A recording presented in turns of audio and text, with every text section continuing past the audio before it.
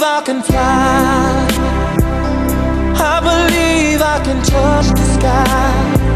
I think about it every night and day. Spread my wings and fly away. I believe I can fly. Yes, me too. Patricia, you and I should start a duet. What? We should. Why not? I think we should start a duet. We could be singing. We could become famous, and all of a sudden, No. Just put me to make money and create jobs and That's create enough. new businesses. But don't put me to sing. I'm really bad. but you know, creating money reminds me of a better economy. A better economy reminds me of a better community, and a better Exactly. community reminds me of Gloria Mercado-Fortine. Of course. That's exactly what that reminds me. We only invite people that are successful here. Yeah. Now, Gloria, I know the answers to these questions, but I want our listeners to get the answers to these questions. Why are you running for city council? Well, then that's a great question.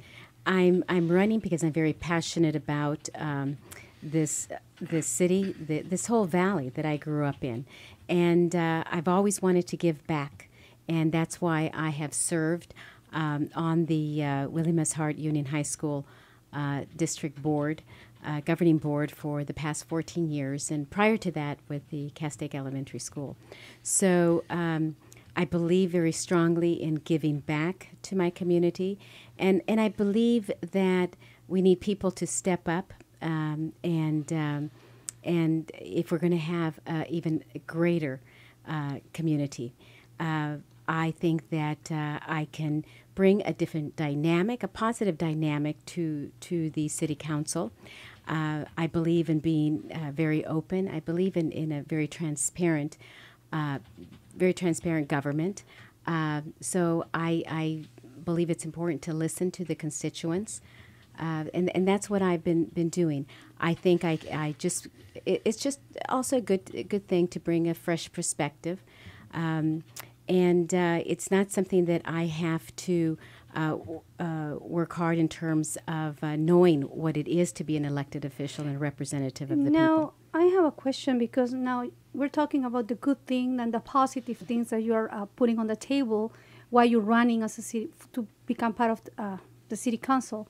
Are you aware of all the situations that are currently happening in the city?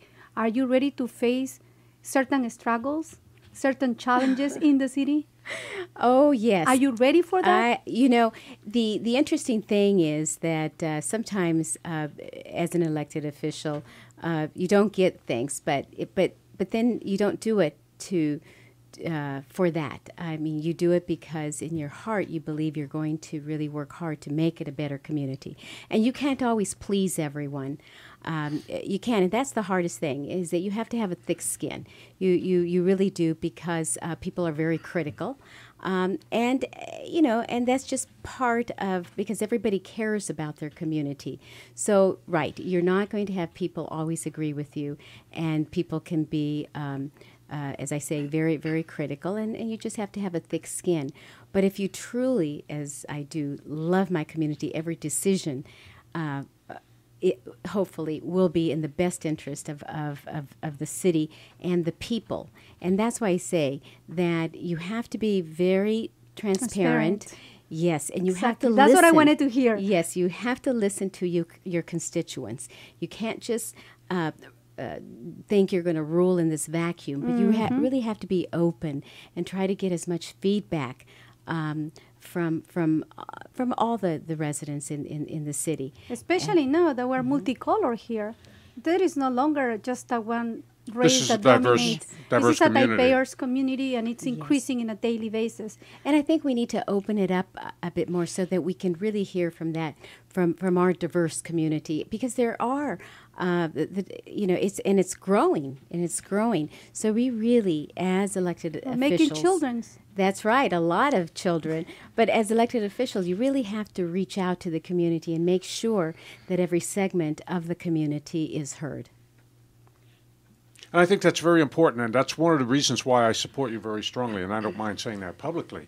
Me too. You are a great listener, and representing the people starts with listening. If I'm going to represent you, I need to know what you want, what your interests are, what your fears are, what your desires are, what you aspire to be and how you aspire to get there. Our community, remember, started many years ago, but we didn't become a city until 1987. Right. All right, so we're basically 25 years old as a city. 1987. That's the year that I arrived here. Yeah, that's the year that when I you arrived from Peru. became And that was city. our inspiration. Oh In your honor. That's amazing. But What a so coincidence. the point I'm trying to make is that we became a city based on need and based on want Yes. and based on listening to the community. So sometimes as political leaders, we get away from that and we forget, and we need someone like you, Gloria, to bring us back to our roots, to bring us back to who we are. You grew up in this community. Yes. You went to William S. Hart High School. Right. Okay. So did Bruce. So did Bruce. Okay. So as a team, you guys know this community better than the great majority of the people that are here. You know the roots of this community. And that's what Patricia's referring to.